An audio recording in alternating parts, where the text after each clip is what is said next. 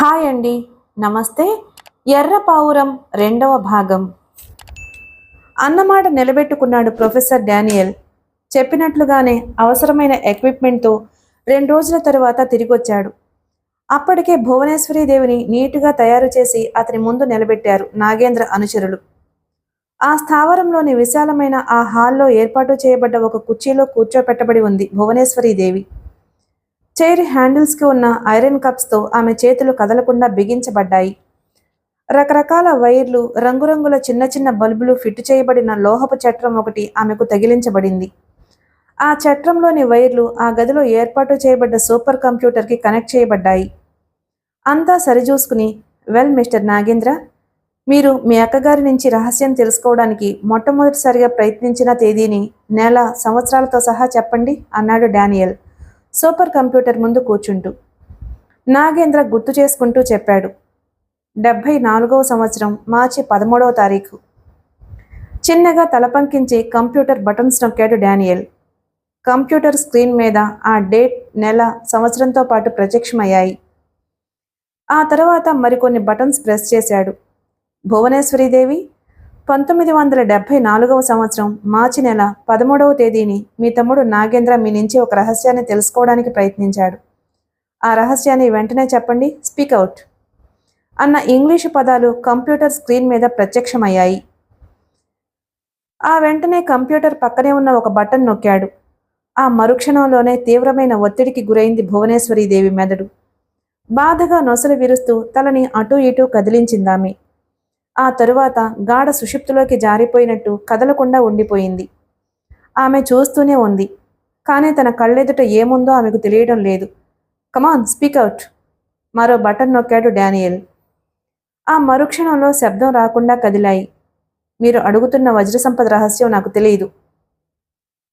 ఆ పెదాల కదలికకు సంబంధించిన మాటలు అక్షరాల రూపంలో కంప్యూటర్ మానిటర్ మీద ప్రత్యక్షమయ్యాయి. అది చదువుతూనే మతిపోయినంత పనైంది నాగేంద్రకు. నో, ఆ రహస్యం నీకు తెలుసు అంటూ అరిచాడు టెన్షన్గా. It is possible mister Nagendra. అబద్ధం చెప్పడానికి సూపర్ కంప్యూటర్ మనిషి కాదు, అద్భుతమైన యంత్రం. నిజమే. ఎక్కడైనా ఏదైనా పొరపాటు జరిగుండొచ్చు కదా. అసంభవం. సూపర్ కంప్యూటర్ పొరపాటు చేయదు అన్నాడు డానియల్. ప్లీజ్, నా కోసం ఇంకొకసారి ప్రయత్నించండి. అయిష్టంగానే తల ఊపి ఒక బటన్ ప్రెస్ చేశాడు డానియల్. కంప్యూటర్ మానిటర్ మీద అంతవరకు ఉన్న మ్యాటర్ చిరిగిపోయింది. ఇంకో బటన్ నొక్కాడు డానియల్. రిపీట్, రిపీట్, రిపీట్ అన్న అక్షరాలు మిణుకు మిణుకుమంటూ ప్రత్యక్షమయ్యాయి. తరువాత మళ్ళీ యథాప్రకారంగా జరిగింది. భువనేశ్వరి అంతకు ముందు ఇచ్చిన ఆన్సరే ఇచ్చింది. మై గాడ్, అయితే ఈ రహస్యం మా అక్కకి తెలియదన్నమాట అన్నాడు నాగేంద్ర. ఇంతకీ ఏమిటా రహస్యం అడిగాడు డానియల్. ఆ రహస్యం నాకే తెలీదు, మీకేం చెప్పుకుంటాను. నువ్వు తెలుసుకోదలుచుకున్నదేమిటో నిస్సంకోచంగా నాతో చెప్పు. అప్పుడే నీకు సరైన సహాయం చేయగలుగుతాను. కమాన్ అన్నాడు డానియల్. క్షణం ఆలోచించి చెప్పడం ప్రారంభించాడు నాగేంద్ర. మా బావగారు చంద్రశేఖర్ వర్మ గారు పుట్టుకతోనే జమీందార్. మా అక్క భువనేశ్వరిని ఆయన ప్రేమించి పెళ్లి చేసుకున్నారు. వారికి ఒక కూతురు పుట్టింది. ఆమెకు ధీరజ అని పేరు పెట్టారు. ధీరజ్ బారసాలకు వెళ్లిన నేను మా బావగారిని మంచి చేసుకుని వారి ఫ్యాక్టరీలో మేనేజర్గా ఉద్యోగం సంపాదించి అక్కడే సెటిల్ అయిపోయాను. ఎంతో క్రమశిక్షణతో మేనేజర్ బాధ్యతలను నిర్వహిస్తూ జమీందారైన మా బావగారి ఆస్తి వివరాలు తెలుసుకున్నాను. వారికున్న ఆస్తులతో అతి ముఖ్యమైనది వారి పూర్వీకుల కాలం నాటి ఎక్కడో భద్రపరచబడిన 10,000 కోట్ల విలువ చేసే వజ్ర సంపద అని తెలిసింది. ఆ వజ్ర సంపద వివరాల కోసం తీవ్రంగా ప్రయత్నించాను. ఆ వజ్ర సంపద భద్రపరచబడ్డ ప్రదేశాన్ని గురించిన రహస్యం ఆ జమీందారీ వంశంలో తరానికి ఒక్కరికి మాత్రమే తెలుస్తుందన్న విషయాన్ని ఎలాగో తెలుసుకోగలిగాను. అంటే ఆ తరానికి ప్రతినిధి అయిన మా బావగారికి మాత్రమే ఆ సంపదని గురించి తెలుసన్నమాట. ఆనాటి నుంచే మా బావగారి నుంచి ఆ రహస్యం తెలుసుకుని వజ్ర సంపదని సొంతం చేసుకోవాలని జాగ్రత్తగా పథకం వేస్తూ వచ్చాను. చివరికి ఆయనని చంపి ఆ రహస్యం తెలుసుకోవాలని నేను చేసిన ప్రయత్నం విఫలమైంది. మా పన్నాగాన్ని పసిగట్టిన మా బావగారు తన భార్యాబిడ్డలతో తప్పించుకోవాలని ప్రయత్నించారు. ఆ ప్రయత్నంలోనే నా అనుచరుల చేతుల్లో ఆయన దారుణంగా హతమారిపోయారు. ఆ తరువాత తన కూతుర్ని ఎక్కడో దాచొచ్చిన మా అక్క ఒంటరిగా నా చేతికి చిక్కింది. మా బావగారు ఆ రహస్యాన్ని మా అక్కకి కూడా చెప్పుంటారని ఇంతకాలం అనుకుంటూ వస్తున్నాను. నేను అనుకుంటున్నది నిజం కాదని, ఆ రహస్యం మా బావగారితోనే అంతరించిపోయిందని ఇప్పుడు తెలిసింది అంటూ చెప్పడం ముగించాడు. అంతా శ్రద్ధగా విని చిన్నగా తలపంకించాడు Daniel. Don't worry mister Nagendra. అటువంటి రహస్యాలను తమ తదనంతరం తన వారికి తెలియచేయాలి అనే ఉద్దేశంతో మీ బావగారు ఆ రహస్యాన్ని ఎక్కడో దాచే ఉంటారు అన్నాడు. కావచ్చు, కానీ ఆ విషయం నాకెలా తెలుస్తుంది? తెలుస్తుంది. తెలిసేటట్టు నేను చేస్తాను. ఎలా? 10 నిమిషాలు ఓపిక పట్టు అన్నట్లు మీ బావగారిని చంపిన డేట్ నీకు గుర్తుందా? ఉంది. గుడ్, వివరంగా చెప్పు అంటూ కంప్యూటర్ ముందు కూర్చున్నాడు డానియల్. అది మా బావ అక్కల 5వ పెళ్లి రోజు, అంటే 13/3/1979 అన్నమాట అన్నాడు నాగేంద్ర. డానియల్ తల ఊపి ఆ వివరాలను కంప్యూటర్లో ఫీడ్ చేసి చకచక కొన్ని బటన్స్ నొక్కాడు. క్వశ్చన్: భువనేశ్వరీదేవి, నీ భర్త చంపబడ్డ రోజు ఏం జరిగింది? స్పీకౌట్, స్పీకౌట్, స్పీకౌట్ అని మిణుకుమిణుకుమంటూ మానిటర్ మీద అక్షరాలు ప్రత్యక్షమయ్యాయి. భువనేశ్వరీదేవి పెదాలు చిన్నగా కదలడం ప్రారంభించాయి. ఆ రోజు జమీందారీ వంశానికి సంబంధించిన వజ్రసంపద రహస్యాన్ని ఒక లాకెట్లో భద్రపరిచి ఆ లాకెట్ను ధీరజ్ మెడలో వేశాడు నా భర్త. అదే రోజు ఆయన దారుణంగా హత్య చేయబడ్డారు అన్న సమాధానం అక్షరాల రూపంలో మానిటర్ మీద ప్రత్యక్షమైంది. అద్భుతం, మహా అద్భుతం, really your great mister Daniel. ఉత్సాహంగా అరుస్తూ అతన్ని అభినందించాడు నాగేంద్ర. నిశ్శబ్దం పాటించమన్నట్లు అతన్ని కళ్లతో హెచ్చరించి కీబోర్డు మీద మరికొన్ని బటన్స్ నొక్కాడు Daniel. Question: where is your daughter Dheeraja? Speak out. Bhuvaneswari పెదవులు మళ్లీ కదిలాయి. ఆన్సర్ కంప్యూటర్ మానిటర్ మీద ప్రత్యక్షమైంది. మమ్మల్ని వెంట తరుముతున్న నాగేంద్ర మనుషుల్ని తప్పుదారి పట్టించేందుకు ఒక వీధిలోకి రాగానే ధీరజతో పాటు డబ్బున సూట్ కేసు తీసుకుని నేను కిందకి దిగిపోయాను. నా భర్త కారులో వెళ్ళిపోయారు. ఆయన చెప్పిన ప్రకారం ధీరజ్ను మా ఫ్యాక్టరీలో పనిచేస్తున్న నమ్మకస్తుడైన సూపర్వైజర్ భూపతికి, అతని భార్య రమాదేవికి ధీరజ్ను అప్పగించి నాగేంద్ర నీడ కూడా పడనంత దూరం ఆమెను తీసుకువెళ్ళిపోమని చెప్పి డబ్బున్న సూట్ కేసుని వాళ్లకే ఇచ్చేశాను. ఆ మ్యాటర్ చదువుతూనే విపరీతమైన ఆశ్చర్యానికి గురయ్యాడు నాగేంద్ర. మై గాడ్, ఎంత పొరపాటు జరిగిపోయింది. ధీరజ భూపతి దగ్గర ఉంది అని ఊహించలేని మూర్ఖుణ్ణి నేను ఆశించిన సంపద నాకు అందుబాటులో ఉన్నా తెలుసుకోలేని అవివేకిని. ఐఎమ్ ఏ ఫూల్ అంటూ తెగ బాధపడిపోయాడు నాగేంద్ర. It's all right. ఆ భూపతి ఇప్పుడు ఎక్కడున్నాడు అని అడిగాడు డానియల్. తెలీదు. అది తెలుసుకోవడం ఏమంత కష్టం కాదు. కానీ నీ మేనకోడలు ధీరజ్ను ఇప్పుడు నువ్వు గుర్తుపట్టగలవా? ప్రయత్నించాలి. ఎప్పుడో 4 ఏళ్ల పాపగా ఉన్నప్పుడు చూశాను. ఇప్పుడు మారిపోయి ఉంటుంది. మారిపోయిన ధీరజ ఇప్పుడు ఎలా ఉంటుందో నేను చూపిస్తాను. ఎలా? ధీరజ చిన్నప్పటి ఫోటో నీ దగ్గరుందా? ఉంది. ధీరజ పుట్టినరోజు నాడు తీసిన ఫోటో ఒకటి ఇంకా నా దగ్గరే ఉంది. గుడ్. వెంటనే ఆ ఫోటోని పంపి దాని నెగిటివ్ తీయించి తీసుకురమ్మని చెప్పు. 1 గంటలో నాకు నెగిటివ్ అందాలి. నాగేంద్ర తల ఊపాడు. అరగంట తరువాత ధీరజ చిన్ననాటి ఫోటోకు సంబంధించిన నెగిటివ్ తెచ్చి డానియల్కి అందజేశాడు కపాలి. కంప్యూటర్ సహాయంతో ఆ నెగిటివ్ను ఉపయోగించి కలర్ మానిటర్ మీద ధీరజ ప్రస్తుత రూపాన్ని సృష్టించాడు డానియల్. దానిని ప్రింటౌట్ తీసి ఇచ్చాడు. ఎక్సలెంట్. మీ ప్రతిభ అద్భుతమైంది మిస్టర్ డానియల్. దానికి ఇంత అని విలువ కట్టడం ఎవ్వరి తరమూ కాదు. అందుకే అమూల్యమైన ఈ కానుకని సంతోషంగా మీకు సమర్పిస్తున్నాను అన్నాడు. కానుక ఏమిటది? అడిగాడు డానియల్. ఇదిగో స్వీకరించండి అన్నాడు. అంటూనే కోటు జేబులోంచి రివాల్వర్ బయటకు తీశాడు నాగేంద్ర. క్రూరంగా నవ్వుతూ డానియల్కి గురిపెట్టాడు. డానియల్ ఉలిక్కిపడ్డాడు. My God, what is this? ఏమిటి మీరు చేస్తున్న పని? కంగారుగా అన్నాడు. నాగేంద్ర నవ్వాడు. రహస్యం అనేది ఒకరికి తెలిస్తేనే రహస్యంగా ఉంటుంది. 2రికి తెలిస్తే అది బహిరంగ రహస్యం కిందే లెక్క. సో నా రహస్యం తెలిసిన వాళ్ళు ఎవ్వరూ ప్రాణాలతో ఉండడానికి నేను ఇష్టపడను అంటూ నిర్దాక్షిణ్యంగా ట్రిగ్గర్ నొక్కాడు. ధన్ ధన్ ధన్ అంటూ గర్జించింది రివాల్వర్. నిప్పులు కక్కుతూ వెలువడ్డ బుల్లెట్స్ డానియల్ కనుబొమల మధ్య రంధ్రాలను సృష్టించాయి. అంతే, కిక్కులు మనకుండా నేలకు ఒరిగిపోయాడు డానియల్. రక్తపు మడుగులో పడి విలవిలా తన్నుకుంటూ ప్రాణాలు వదిలేశాడు. ఆ దృశ్యాన్ని కళ్లారా చూసిన నాగేంద్ర అనుచరులు బలవంతంగా గుటకలు మింగారు.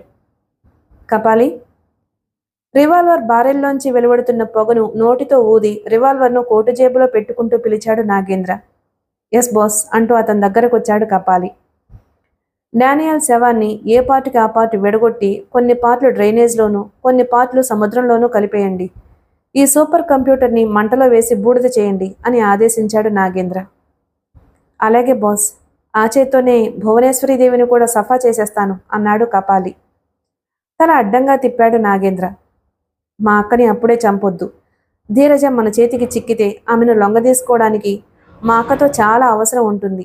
ఆమెను తీసుకువెళ్ళి డార్క్ నెక్లో కాకుండా అన్ని సౌకర్యాలు ఉన్న గదిలో బంధించండి. ఇక మీదట ఆమెను చిత్రహింసలు పెట్టనవసరం లేదు. Okay boss. మరో ముఖ్యమైన విషయం. చెప్పండి బాస్. మీకు అప్పగించిన పని పూర్తయిన తరువాత భూపతిని గురించిన వివరాలు తెలుసుకో. 24 గంటల్లోగా అతను ఎక్కడున్నాడో నాకు తెలియాలి. దానికి కూడా తల ఊపాడు కపాలి. బాస్ చెప్పిన పనులన్నీ పూర్తి చేసి ఆ మన్నాటికల్లా అతను అడిగిన సమాచారాన్ని అందించాడు. భూపతి ప్రస్తుతం తన భార్యతో పాటు అమెరికాలోని వాషింగ్టన్లో ఉంటున్నాడట బాస్. అతనికి 24 ఏళ్ల వయసులో ఉన్న ఒక కూతురు కూడా ఉందట అని చెప్పాడు. అయితే ఆమె ధీరజ అయి ఉంటుంది అన్నాడు సాలోచనగా Nagendra. Your attention please. Indian airlines air hostess గొంతు మైక్లో వినిపించగానే కళ్ళు తెరిచింది ధీరజ. సీట్లో సర్దుకుని కూర్చుంటూ ఆమె చెబుతున్నది శ్రద్ధగా వినడం ప్రారంభించింది. విమానం మరికొద్ది నిమిషాల్లో ఢిల్లీ ఎయిర్పోర్ట్లో ల్యాండ్ కాబోతుంది. ప్రయాణికులందరూ తమ తమ సేఫ్టీ బెల్టులు తగిలించుకోవాల్సిందని విజ్ఞప్తి చేస్తున్నాం. థ్యాంక్ యూ అంటూ అనౌన్స్ చేయబడింది. మరికొద్ది నిమిషాల్లో ఢిల్లీ ఎయిర్పోర్ట్లో ల్యాండ్ కాబోతుంది విమానం. ఊహ తెలిసిన తరువాత మొట్టమొదటిసారిగా తను ఇండియాలో అడుగుపెట్టబోతుంది. తన మాతృగడ్డ మీద తను కాలు మోపబోతుంది. అటువంటి తలంపు రాగానే ఒక రకమైన ఉద్విగ్నత చోటు చేసుకుంది ధీరజ మనసులో. రోమాంచితమైంది ఆమె శరీరం. జననీ జన్మ భూమిశ్చ స్వర్గాదపి గరీయసి. ఏ దేశమేగినా ఎందుకాలిడినా ఏ పీఠమెక్కినా ఎవ్వరెదురైనా పొగడరా నీ తల్లి భూమి భారతిని. భూపతి రమాదేవులు ప్రత్యేకమైన శ్రద్ధతో తనకు నేర్పిన దేశభక్తి గీతాలు చెవుల్లో మార్మోగుతున్నట్లు అనిపించి పులకింతలకు గురైంది ఆమె అంతరంగం. విమానం ఢిల్లీ ఎయిర్పోర్ట్లో ల్యాండ్ అయింది. 4 ప్రయాణికుల తరువాత స్టేర్ కేస్ మీద కిందకొచ్చింది ధీరజ. మొదటి అడుగు నేల మీద మోపుతూ ఉండగానే అదో రకమైన అవ్యక్తానుభూతికి లోనైంది ఆమె. ఏదో తెలియని ఉద్వేగం, ఉత్సాహం ఆమె అణువణువును ఆక్రమించుకున్నాయి. మెల్లగా అడుగులు వేస్తూ ఎయిర్పోర్ట్ లాంచ్లోకి వచ్చింది. అమెరికాకి ఇక్కడికి మొదటి చూపులోనే చాలా తేడా కనిపెట్టింది. అక్కడ అందరూ ఒకే రకమైన మనుషులు. ఇక్కడ రకరకాల మనుషులు, వేరువేరు భాషలు, వివిధ రకాల వస్త్రధారణలు, రకరకాల పూలతో నిండిన పూలతోటలోకి అడుగుపెట్టినట్లుగా ఉంది. ఎయిర్పోర్ట్లో ఉన్న టూరిస్ట్ కన్సల్టెన్సీని ఎంక్వైరీ చేసింది. 2 కిలోమీటర్ల దూరంలో అన్ని వసతులతో ఉన్న రేష్మా అనే లాడ్జి పేరు చెప్పారామెకు. ఆమె ఉండదలుచుకుంటే స్టార్ హోటల్లోనే ఉండేది. కానీ ప్రస్తుత పరిస్థితుల్లో తన లక్ష్యం నెరవేరే వరకు సామాన్యురాలిగా ఉంటూ సాధారణమైన జీవితాన్ని అనుభవించాలి నిశ్చయించుకుంది. నాగుపాము కంటే ప్రమాదకరమైన వాడు నాగేంద్ర. నీ తల్లి జాడలు తెలుసుకునేటంత వరకు నువ్వు ఫలానా అని తెలియటం మంచిది కాదు. అక్కడి పరిస్థితులకి అనుగుణంగా నీకు సహాయపడేటందుకు నిజాయితీ కలిగిన ఒక వ్యక్తిని సెలెక్ట్ చేసుకుని నువ్వు సెక్రటరీగా అపాయింట్ చేసుకో. ఆవేశం కంటే వివేకానికే అధిక ప్రాధాన్యతనిస్తూ లక్ష్యాన్ని సాధించు. మద్రాస్ చేరుకుని అనుకున్న పని ప్రారంభించడానికి ముందు మెదడుని ఫ్రెష్గా ఉంచుకునేందుకు కొద్ది రోజుల పాటు ఆహ్లాదకరమైన వాతావరణంతో నిండిన ప్రదేశాలను సందర్శించు. Wish you all success. Washington ఎయిర్పోర్ట్లో తనని సాగనంపుతూ భూపతి చెప్పిన మాటలు గుర్తు చేసుకుంటూ ఎయిర్పోర్ట్ బయటికి వచ్చింది ధీరజ. ఆ వెంటనే ఆమెను చుట్టుముట్టారు టాక్సీ డ్రైవర్లు, టూరిస్ట్ గైడ్లు. వాళ్ళు గాని అరచేతిలో వైకుంఠం చూపిస్తామంటున్నా వారి మాటలు గాని ఆమెకు నచ్చలేదు. వాళ్ళను తప్పించుకుంటూ బయటపడి చుట్టూ చూసింది. వాళ్ళందరిలాగా పాసెంజర్స్ మీదకు ఎగరకుండా దూరంగా నిలబడి ఉన్న ఒక యువకుడు ఆమె దృష్టిని ఆకర్షించాడు. అతను పొడుగ్గా బలంగా ఉన్నాడు. 25-30 ఏళ్ల మధ్య ఉంటుంది వయసు. Handsome personality. అతను ధీరజకు నచ్చాడు. లగేజ్ మోసుకుంటూ అతని దగ్గరకు వెళ్ళిందామె. Excuse me, I'm a tourist from Washington. Will please guide me అని అడిగింది. అతని కళ్ళు వింతగా మెరిశాయి ఒక క్షణం. అతను వింతగా చూశాడు ఆమె మొహంలోకి. ఢిల్లీ చూడాలని వచ్చారా? ఢిల్లీ మాత్రమే కాదు, వీలుంటే భారతదేశంలోని ముఖ్యమైన టూరిస్ట్ సెంటర్స్ అన్నిటినీ చూడాలనుకుంటున్నాను. మీరు ఒక్కరే వచ్చారా? అవును. అయితే ఇందాక మిమ్మల్ని చుట్టుముట్టిన వాళ్ళల్లో ఎవరో ఒకరిని సెలెక్ట్ చేసుకోండి. ఎందుకని? టూరిస్ట్ గైడ్గా నేను కాస్త ఎక్కువ అమౌంట్ డిమాండ్ చేస్తాను. అఫ్కోర్స్ తీసుకున్న అమౌంట్కి మీకు పూర్తిగా సంతృప్తి పడేలా చేస్తాననుకోండి. బట్ మీరు ఒక్కరే కాబట్టి వాళ్ళల్లో ఎవరినో ఒకరిని సెలెక్ట్ చేసుకోండి. వాళ్ళు డిమాండ్ చేయరు, మీరు ఎంతిస్తే అంతే పుచ్చుకుంటారు అన్నాడా యువకుడు. ధీరజ్ నవ్వింది. ఐ నో, ఇబ్బంది పుచ్చుకునే గైడ్ చేసే విధానం కూడా అంతంత మాత్రంగానే ఉంటుంది అని నాకు తెలుసు. బట్ నాకు కావాల్సింది అటువంటి వాళ్ళు కాదు. నేను సందర్శించిన ప్రదేశంలో నాకు తెలియని విషయాల గురించి డీటెయిల్డ్గా నాకు వివరించగల వాళ్ళు కావాలి. ఆ పని మీరు చేయగలరనుకుంటాను అంది. ష్యూర్, కానీ అమౌంట్ ఎంతైనా పర్వాలేదు. నా టూర్ సక్సెస్ కావడమే నాకు ముఖ్యం అందామి. అనుకున్నాను, వాళ్ళందరినీ వదిలించుకుని ఇటు వచ్చినప్పుడే అనుకున్నాను మీరు అమౌంట్ కోసం వెనకాడే టూరిస్ట్ కాదని. ఈ క్షణం నుంచి నేను మీ గైడ్ని. అయితే ఇంకా ఆలస్యం దేనికి? బయలుదేరండి. 1 మినిట్ అన్నాడు అతను కదలకుండా. మళ్ళీ ఏమిటి? పేమెంట్ విషయంలో ఒక ముఖ్యమైన సంగతి మీతో మాట్లాడాలి. చెప్పండి. నేను బొత్తిగా మొహమాటం లేని మనిషిని.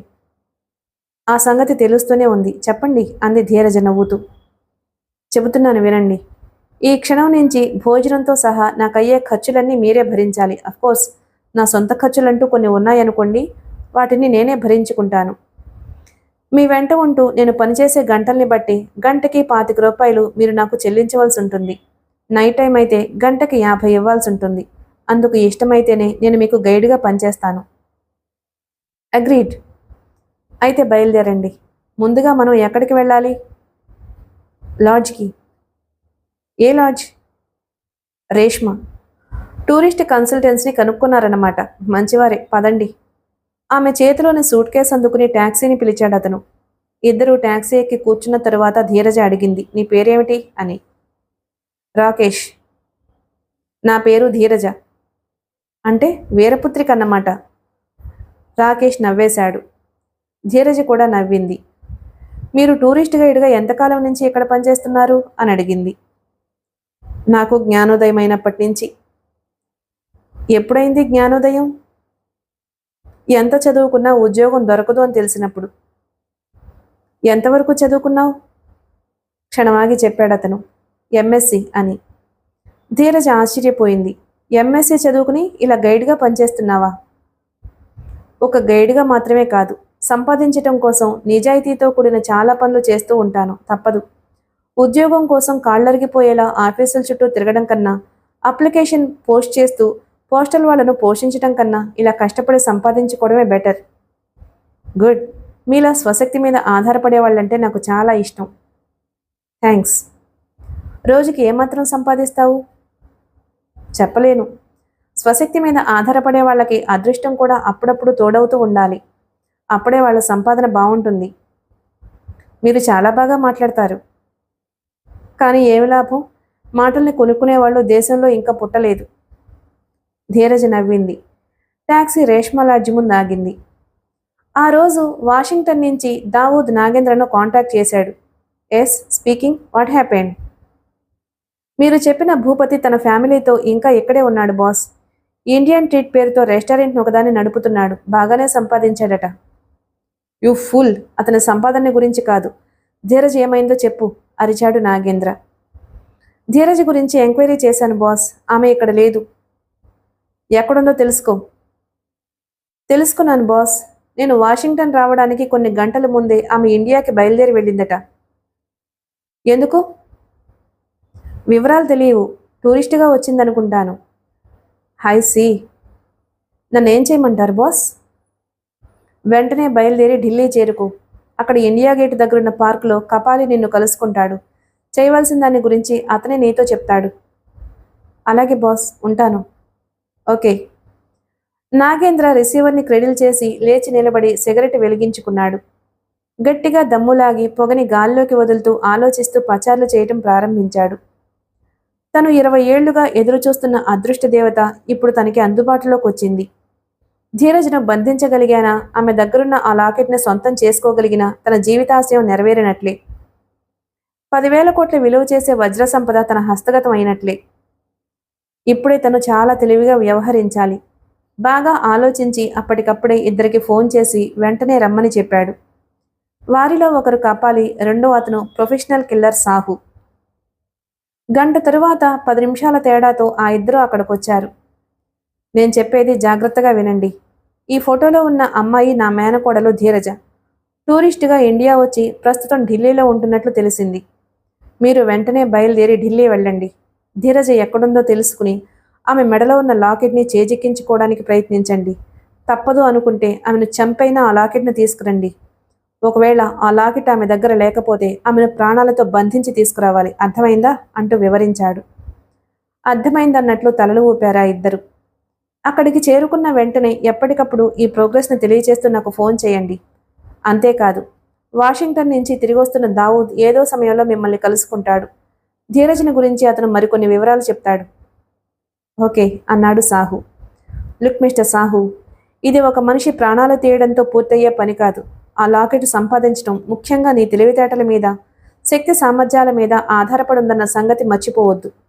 ఆ లాకెట్ సంపాదించి ఇస్తే నేను నీకిచ్చే బహుమతి ఎంతో తెలుసా? సాహు ప్రశ్నార్థకంగా చూశాడు నాగేంద్ర ముఖంలోకి. కపాలి కూడా ఆతృతగా చూశాడు అతని మొహంలోకి. చిన్నగా నవ్వుతూ సిగరెట్ వెలిగించుకున్నాడు నాగేంద్ర. గట్టిగా దమ్ములాగి పొగని గాల్లోకి వదులుతూ ఉన్నట్టుండే అనౌన్స్ చేశాడు, 10 లక్షలు అని. వింటూనే వింతగా మెరిశాయి సాహు కళ్ళు.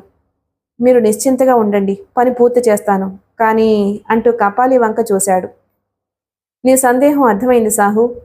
ఈ వ్యవహారంలో కపాలి దావూదులు నీకు అసిస్టెంట్లుగా పనిచేస్తారు. నువ్వు చెప్పినట్లే వింటారు. అతని ఉద్దేశాన్ని అర్థం చేసుకున్నట్టు చెప్పాడు నాగేంద్ర. Thank you sir. మీరు ఈరోజే బయలుదేరండి. తల ఊపాడు సాహు. రేష్మా లాడ్జ్. బయటికి ఎటువంటి హంగు ఆర్భాటాలు లేకుండా కనిపిస్తున్నా లోపల మాత్రం చాలా రిచ్గా పరిశుభ్రంగా ఉన్నాయి గదులు. సింగిల్, డబుల్, ఏసీ, నాన్ ఏసీలుగా విభజించబడి ఉన్నాయి రూములు. కారిడార్స్ కొంచెం ఇరుకుగానే ఉన్న గదులు విశాలంగానే ఉన్నాయి. తను ఉండడానికి ఒక ఏసీ రూమ్ బుక్ చేసుకుంది ధీరజ. ఫారినర్స్ కోరుకునే వసతులు లేకపోయినా ఆ డబుల్ రూమ్ పర్వాలేదనిపించింది ఆమెకు. రెంట్ కూడా చాలా తక్కువ. రాకేష్తో పాటు గదిలోకొచ్చి కుర్చీలో కూర్చుంది ధీరజ. లాడ్జ్ బాయ్స్ లగేజ్ తీసుకొచ్చి ఆమె గదిలో పెట్టారు. 2 కాఫీ ఆర్డర్ చేసింది ధీరజ. ఆమెకు బాగా అలసటగా ఉంది. ఇంచుమించు సగం రోజు విమానంలోనే కూర్చుంది. శరీరం అంతా అనీజీగా ఉన్నట్లు అనిపిస్తుంది. అప్పుడు టైం దాదాపు 7:30 గంటలయింది. రూమ్ బాయ్లు కాఫీలు తెచ్చిచ్చి వెళ్లారు. ఇద్దరు కాఫీలు తాగారు. ఓకే ధీరజ్ గారు, వాట్ నెక్స్ట్? కాఫీ తాగడం ముగించి అడిగాడు రాకేష్. నథింగ్. ఈ పూట ఎక్కడికి వెళ్ళడం లేదు. ఈ రాత్రికి కంప్లీట్గా రెస్ట్ తీసుకోవాలి అనుకుంటున్నాను. మీరు వెళ్ళి ఉదయం 8 గంటలకల్లా రండి అంది ధీరజ. అలాగే అంటూ లేచాడు రాకేష్. Wait a minute. ఈ డబ్బు మీ దగ్గర ఉంచండి. ఇండియన్ కరెన్సీ 500 రూపాయల నోట్ను హ్యాండ్ బ్యాగ్లోంచి తీసి అతనికి ఇవ్వబోయింది. ఎందుకు?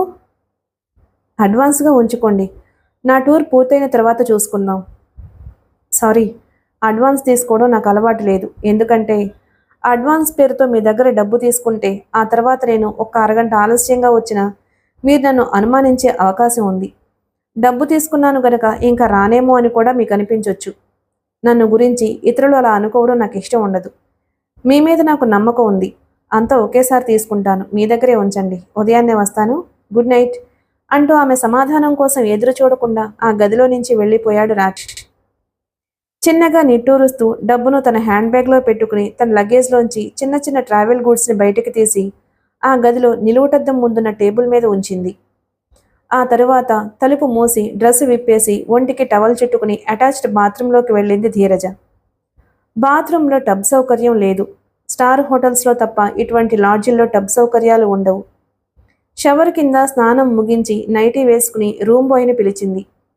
ఏం కావాలి మేడం అడిగాడు రూమ్ బాయ్. ఇక్కడ స్కాచ్ దొరుకుతుంది కదూ? అతను తెల్లబోయాడు. ఆమె ఫారిన్ అమ్మాయిలా కనిపిస్తున్న స్వచ్ఛమైన హిందీ మాట్లాడుతుంది కాబట్టి ఆమె భారతీయురాలే అనుకున్నాడు అతను. ఇండియన్ గర్ల్స్ ఒంటరిగా లాడ్జిల్లో దిగరు. విస్కీ బ్రాందీలు పబ్లిక్గా తాగరు. ఇదే అతని ఆశ్చర్యానికి కారణం. ఏమిటి అలా చూస్తున్నావు? స్కాచ్ దొరుకుతుందా దొరకదా? అతను ఆశ్చర్యం నుంచి తేరుకుంటూ గబగబా తల ఊపాడు. దొరుకుతుంది. వెళ్ళి ఒక బాటిల్ తీసుకురా. ధీరజ అతనికి డబ్బులు ఇచ్చింది. రూమ్ బాయ్ వెళ్ళి అరగంటలో స్కాచ్ బాటిల్తో తిరిగొచ్చి ఆమెకిచ్చాడు. మేడం భోజనం అన్నాడు. రైస్ వద్దు, 1 గంట తరువాత శాండ్విచ్ తీసుకుంటాను, 2 బాయిల్డ్ ఎగ్స్ కూడా తీసుకురా అంది. తల ఊపి తలుపు దగ్గరగా మూసి అతను వెళ్ళిపోయాడు.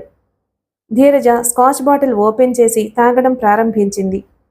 2 పెగ్గులు విస్కీ కడుపులోకి వెళ్లేసరికి అంతవరకు అణిచి ఉన్న ఆలోచనలు ఆమె మస్తిష్కాన్ని ఆక్రమించుకున్నాయి. తల్లిదండ్రులు గుర్తుకొచ్చారు. లేచి ఎయిర్ బ్యాగ్లోంచి లాకెట్ తీసి తెరిచింది. ఆర్టిన్ మార్కుతో తయారు చేయబడ్డ ఆ లాకెట్ డాలర్లో ఒకవైపున తండ్రి చంద్రశేఖర్ వర్మ, రెండో వైపు ఆమె తల్లి భువనేశ్వరి ఫోటోలున్నాయి. మీ అమ్మగారు నిన్ను మాకు అప్పగించినప్పుడు ఈ లాకెట్ నీ మెడలో ఉందమ్మా. ఆనాటి నుంచి ఇది ఎంతో భద్రంగా దాచుంచాను. ధీరజ పుట్టుపూర్వోత్తరాలను గురించి చెప్పిన తరువాత పెంపుడు తల్లి రమాదేవి ఆ లాకెట్ని ఆమెకిచ్చింది. ఆ ఫోటోలను చూస్తుంటే భూపతి చెప్పిన గతం ఆమె కళ్ళ ఎదుట కదలడం ప్రారంభించింది. మిగిలిన కథ తరువాయి భాగంలో విందాం. Please like and subscribe my channel. Thank you.